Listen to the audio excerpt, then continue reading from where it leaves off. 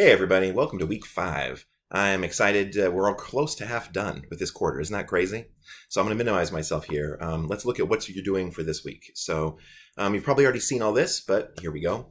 This week we are covering the use of hooks. So I have a little description of how to use hooks right here if you want to read about how to use them. There's also a video if that's better way for you to learn. Generally, what is a hook and what is a sinker? A hook is something in the very beginning of your essay that catches the reader's attention. It's usually the first sentence or two, the very beginning of your intro. Something like, for example, if your essay was about the history of Transformers, then maybe your hook would be a quote from the creators of the show or a quote from one of the characters. Why am I thinking of that? Because I'm thinking about Transformers today.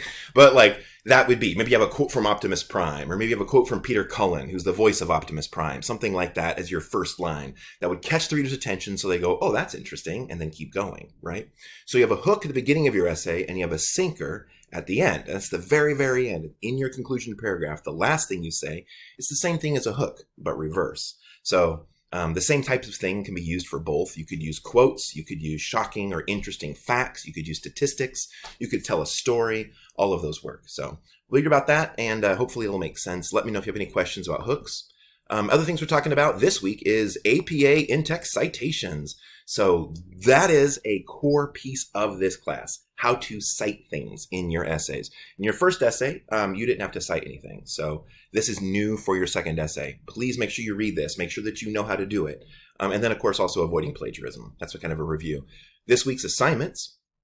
We have a discussion board about ethnocentrism. That should be fun. It's a critical thinking discussion. Then you'll have this practice for practicing APA citing and sources. It's like a worksheet. It's a way to practice this stuff. This stuff kind of takes practice. So hopefully that helps you. And there's also practicing hooks.